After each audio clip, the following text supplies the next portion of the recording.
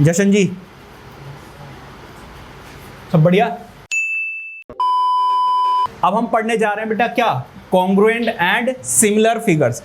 देखो चैप्टर का नाम ही क्या है, हमें बेसिकली कॉन्ग्रुएंसी पढ़नी है, कॉन्ग्रुएंट ट्रायंगल्स के बारे में पढ़ना है। इसे जगा दो भाई, सुबह हो गई मामू, पानी दे दो इसे। पानी पिला दीजिए, मेरा गला सूख रहा है।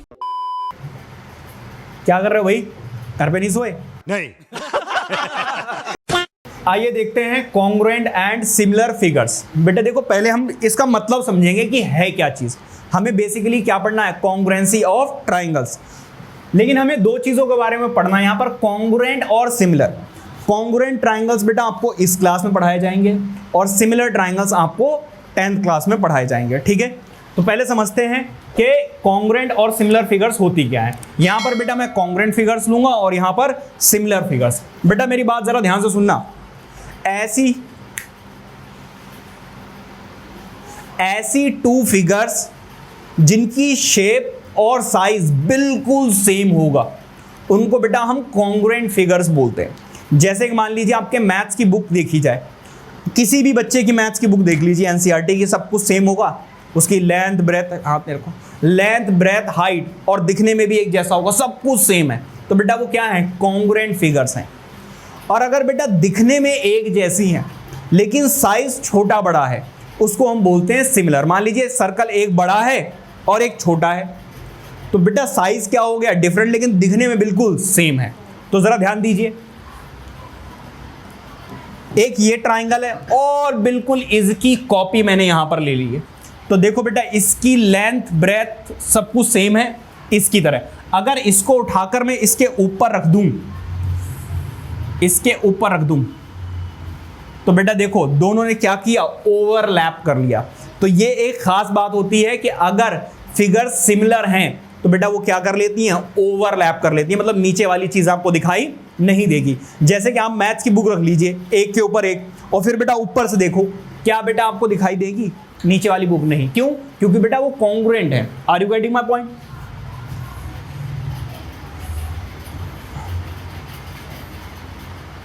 चलो जी नेक्स्ट, यहां पर देखिए यही सेम ट्राइंगल मैंने यहां पर लिया है, लेकिन बेटा इस बार जो दूसरा ट्राइंगल है वो छोटा है। देखो दिखने में तो बिल्कुल एक जैसा ही है, लेकिन बेटा साइज जो है वो डिफरेंट है। तो ये दोनों कॉन्ग्रुएंट फिगर्स हैं और ये क्या है बेटा, सिमिलर फिगर्स हैं। जरा ध्यान देना बेटा, इस फिगर को मैंने उठाया और इसके ऊपर रखा, क्या बेटा इसने ओवरलैप किया? नहीं किया। अच्छा, सिमिलर फिगर की बेटा एक खास बात होती है कि अगर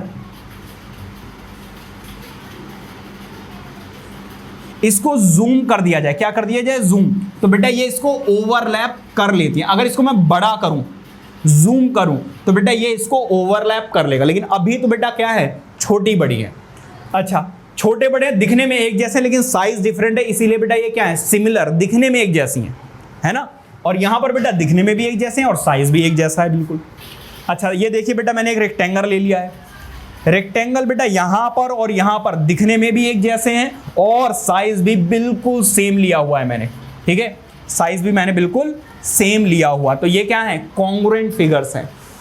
अब जरा यहां देखिए, इस रेक्टेंगल को मैंने बड़ा लिया और इसको छोटा लिया है, तो बेटा ये दिखने में तो एक जैसी हैं लेकिन साइज क्या है, डिफरेंट। तो ये क्या है बेटा, सिमिलर फिगर्स हैं।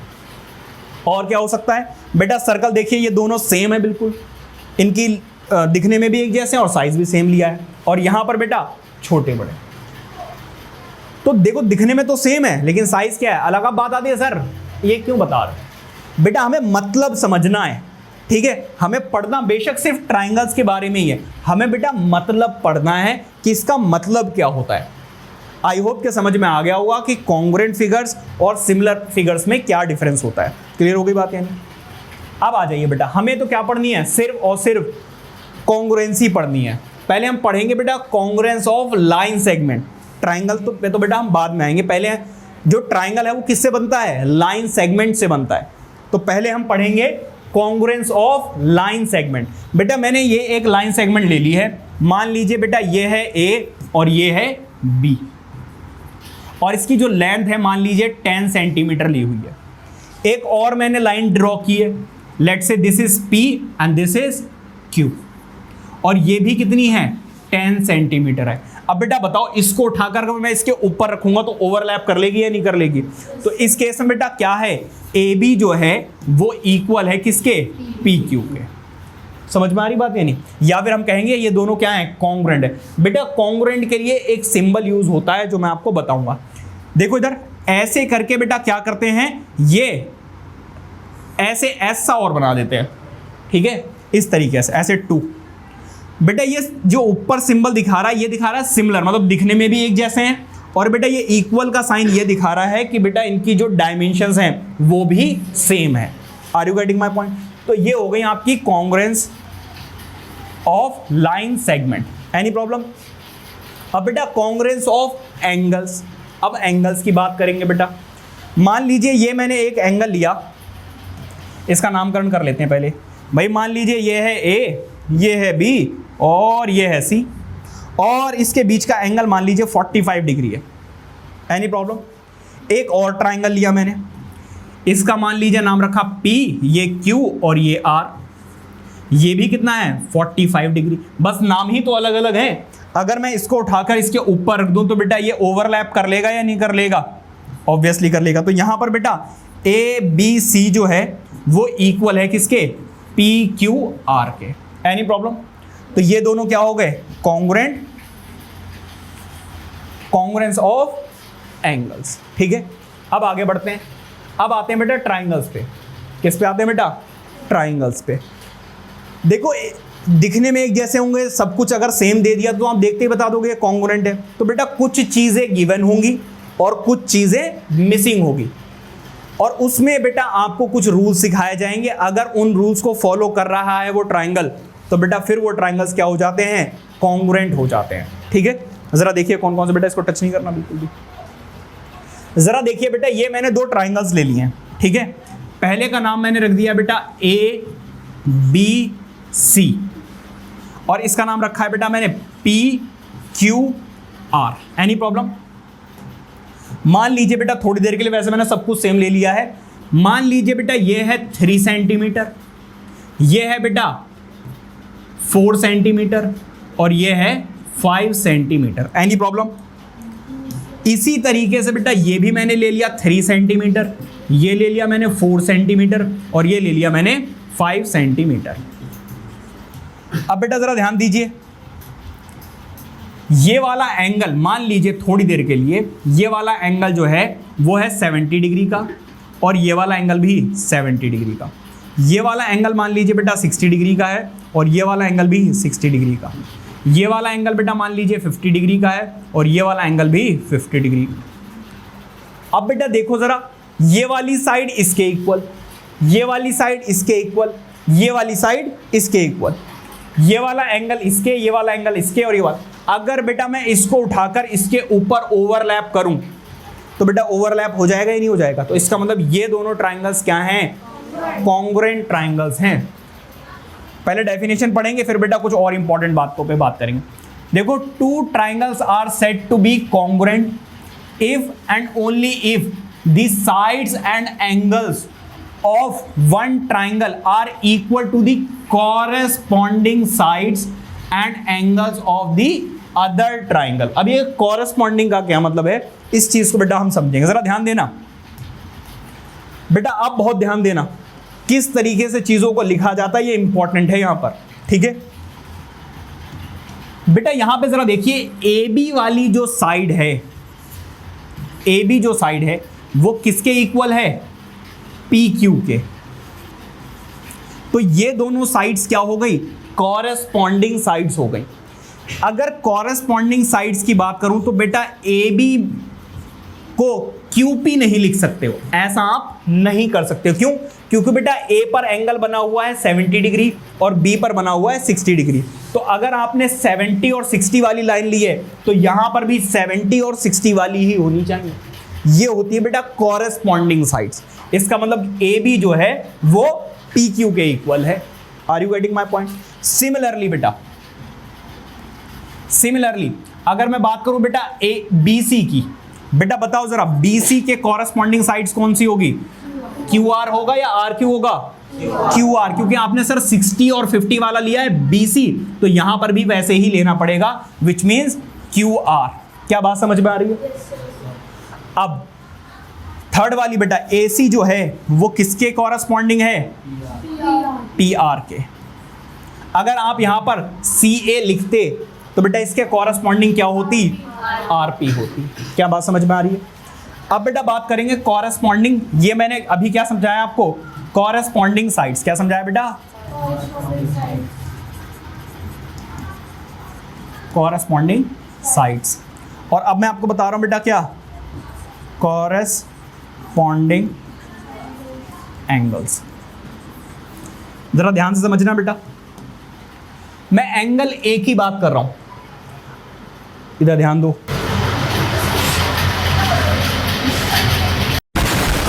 जरा देखो इधर, एंगल A की बात कर रहा हूं मैं। अगर आपने BAC लिखा, क्या लिखा बेटा? BAC। ध्यान देना बेटा जरा, अगर मैंने 60 डिग्री से गया मैं 70 डिग्री और फिर आया 50 डिग्री पर, BAC, तो बेटा इसका कॉरस्पॉन्डिंग एंगल कौन सा होगा? हाँ बताओगे? QPR। Very good. क्या होगा बेटा? QPR। अगर आप बेटा ध्यान दे तो मैंने बोथ साइड्स एरो बनाए हुए हैं। क्या बनाए हुए बेटा? Both sides. अगर आपसे कोई पूछे AB की कॉरस्पॉन्डिंग साइड बताइए तो आप बताएंगे PQ। अगर कोई आपसे PQ की कॉरस्पॉन्डिंग साइड पूछेगा तो बेटा क्या होगा? AB। क्या बात समझ में आ रही है? अब बेटा दूसरा एंगल, अब मैं एंगल B को टारगेट कर रहा हूं। अगर मैंने इसको लिखा CBA, अभी मैंने आपको बताया तो दोनों तरीके से लिख सकता हूं, ABC भी लिख सकता हूं और CBA भी लिख सकता हूं। क्या लिख सकता हूं बेटा? CBA। Any problem? इसके कॉरस्पॉन्डिंग एंगल आप बताओगे बेटा? हाँ जी, CBA ये वाला एंगल लिया, इसका कॉरस्पॉन्डिंग एंगल बताइए। हाँ, RQP। पक्का? आप तो सुन रहे थे बेटा, क्या हुआ? हाँ, आप तो सुन रहे थे। आप बताओ बेटा। सही बोल रही है? सही बोल रही है? देख रहे हो, इससे पता चलता है बच्चे कॉन्फिडेंस नहीं है इसमें, ध्यान दे ही नहीं रहे हो। आपका नाम क्या है? नहीं, आपका नाम रितु है। अब बताओ क्या नाम है? दीपुरी। रितु। रितु, आप बताओ क्या नाम है? मतलब अगर मैं आपसे नाम पूछ रहा हूं तो आप नहीं बदल रहे हो ना अपना, अपनी स्टेटमेंट नहीं बदल रहे। क्यों? क्योंकि आप श्योर हो। लेकिन यहां पे आपने अपनी स्टेटमेंट बदल ली। क्यों? क्योंकि आप श्योर नहीं। सर मैंने रिएक्शन नहीं दिया। वो मतलब मैं समझ गया था आपकी शक्ल देखकर ही। इधर जरा ध्यान दीजिए, यहां पर बेटा मैंने लिखा CBR। C मतलब 50 से गया 60 पर, फिर 70 पर। यहां पर भी वही करना है। RQP। क्या लेना बेटा? RQP। आप बेटा यहां पर PQR नहीं लिख सकते हैं। सही से देखो बेटा, P लिखा हुआ है। अच्छा, सही से देखो बेटा, P लिखा हुआ है। देखो, है नहीं है? अब जरा ध्यान दीजिए बेटा, एंगल C की बात कर रहे हैं। किसकी बात कर रहे हैं बेटा? इसको मैंने लिया ACB। क्या लिया बेटा? इसका कॉरस्पॉन्डिंग एंगल बताइए। हाँ, इसका कॉरस्पॉन्डिंग एंगल PR क्यों है? कमाल कर देता। क्या बात समझ में आ रही बेटा? इस तरीके से आपको कॉरस्पॉन्डिंग साइड्स और कॉरस्पॉन्डिंग एंगल्स पहचानने हैं। बेटा एक बात बताओ दिव्या बेटा, आपको उठाकर अगर मैं वहां फेंक दूं या रख दूं या भेज दूं तो क्या आपका नाम बदल जाएगा? नहीं बदलेगा ना। अगर इस ट्राइंगल को मैं थोड़ा सा घुमा दूं, मतलब 4 सेंटीमीटर यहां पर आ जाए, 3 सेंटीमीटर यहां आ जाए, 5 सेंटीमीटर यहां आ जाए, तो बेटा कॉरस्पॉन्डिंग साइड पहचानने में तब दिक्कत होती है। ऐसे सामने लिखा हुआ होगा तब तो कोई भी पहचान लेगा। Are you getting my point? तो जो फिगर बनी हुई होंगी वो हो सकता है कुछ ऐसे बनी हुई हो, ऐसे बनी हुई हो। अब इसमें से कॉरस्पॉन्डिंग साइड्स पहचाननी है, या हो सकता है ऐसे बनी हुई हो और दूसरी फिगर ऐसे बनी हुई हो। अब आपको कॉरस्पॉन्डिंग साइड्स, कॉरस्पॉन्डिंग एंगल्स पहचानने हो, समझ रहे हो ना? कंबाइंड फिगर्स होंगी, वहां पर आपको कैसे पता चलेगा? 2 चीजों से पता चलेगा, एक तो उसकी लेंथ और दूसरे उसके angles. Are you getting my point? चलो जी आगे बढ़ते हैं। कॉरस्पॉन्डिंग साइड्स ये रहे और कॉरस्पॉन्डिंग एंगल्स ये रहे। मैंने लिखा हुआ है, वैसे जरूरत नहीं है लिखने की।